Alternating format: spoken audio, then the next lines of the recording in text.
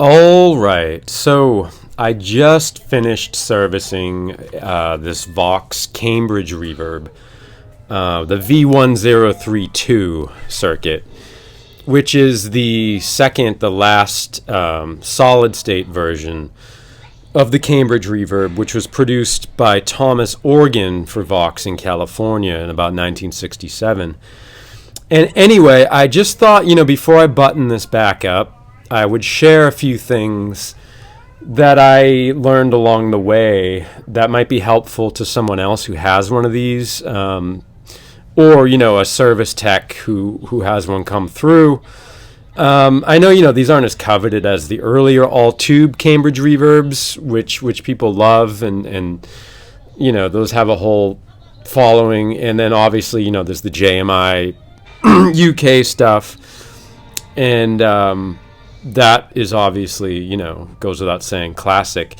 These don't get as much love, and I actually really dig these. There's some people like R.G. Keane who really love these Thomas solid state VOX amps, and they're their own thing. The Cambridge Reverb's a really good workhorse, especially if you have a band and you're looking for something that's pretty rugged and can be used in a wide variety of applications. Like, this sounds great for organ, and it's got tremolo and reverb. I've even run vocals through these, but I think it sounds really good with guitar. So anyway, I've serviced a few. A bandmate had a Super Beetle, and a friend of mine years ago in about 2012 brought me a Pacemaker, which is similar to this amp here, but doesn't have, I believe it doesn't have the reverb, if I remember correctly. Anyway, previous owner said that the original 3-button foot switch is included. However, it's not functioning properly. It only turns the tremolo on and off, right? So you've got a tremolo here, which is a latching switch. You've got a reverb in the middle, latching. And then you've got a mid boost, which is a momentary switch. And these switches interface with the amp via a DIN6 connector. So I just cleaned the DIN6 male plugs on the foot switch, and I also cleaned the socket, the DIN6 female, at the amp. And now, after doing the obvious safety checks, like for example, there was a 30 amp fuse installed in the amp. I replaced it with the specified 1 amp and brought it up on a current limited Variac. And now the reverb was functional via the switch, the tremolo, but not the mid boost, which led me to believe the mid boost inductor was most likely open. Which it was. Sorry if there's some background noise. My daughter is actually watching Looney Tunes while I make this video. So anyway, so if you have a foot switch though, and your connections are really bad here, you can actually get this part, the DIN6 male, new from DigiKey or Mouser, or probably other places too. Now, the original number for this part is a Switchcraft 12BL6M, which is an obsolete number. Now, they replaced that number for some reason, even though the new production part is exactly the same as the 60s production in all respects, with a 12BL6MX. So just add an X to that. I'll put these numbers in the description. This socket was loose on the amp, the female DIN6. These are available brand new as well. And the female DIN6 is a Switchcraft 61G B6F, which again is the obsolete number. But you can get, again, the same part number just by adding an X to that. I'll put the modern equivalent numbers in the description. So anyway, the foot switch parts are still readily available.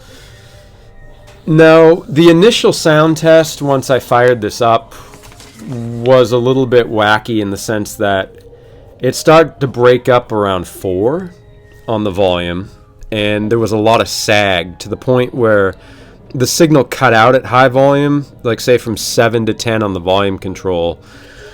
You know, the signal would completely cut out. And my initial thoughts when I heard that was that it could possibly be, you know, blocking distortion or transistor saturation, maybe power supply sag, or like cracked intermittent connections due to vibration at high volume, because this is, you know, a combo amp. And then I noticed that the power lamp also dims, which led me to believe, you know, there may be an intermittent connection in the power supply due to vibration at high volume. Now, what's odd is that the issues seem to get worse at about the 7th to 10th fret on the guitar. And, you know, bass notes take more power to produce. So I figured if anything would make the supply sag, it would be on the low E string and down low on the neck.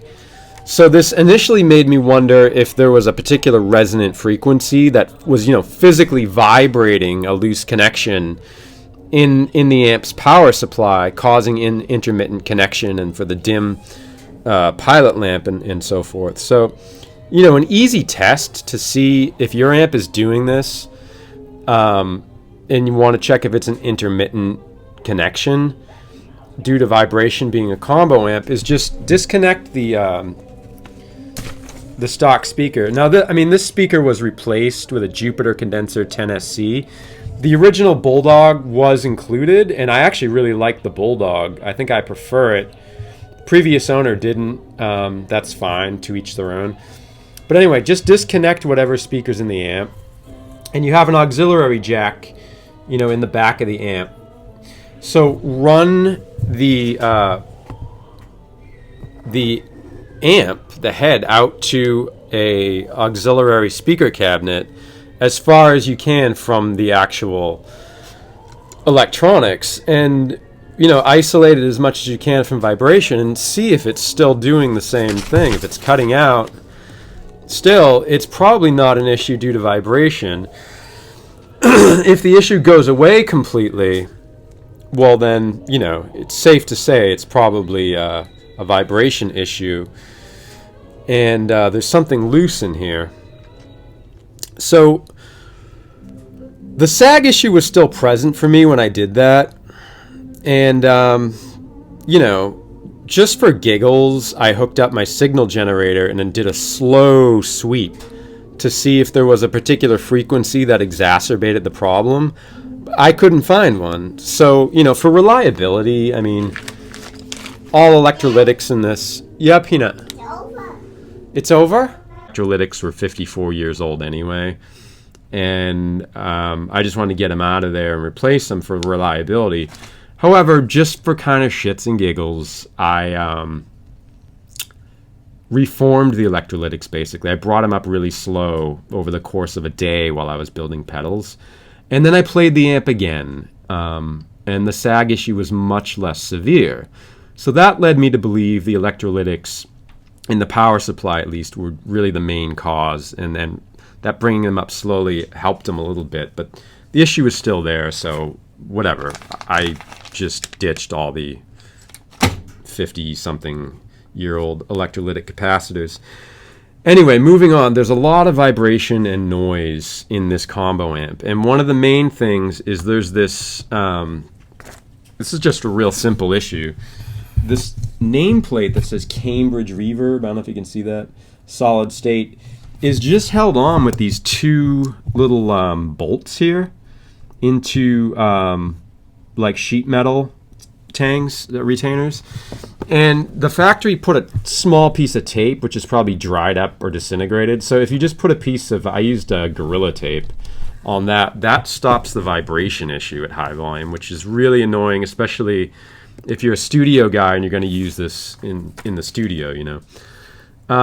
So moving on, though, one thing these are notorious for is the reverb gets wet and splashy and intense way too quickly.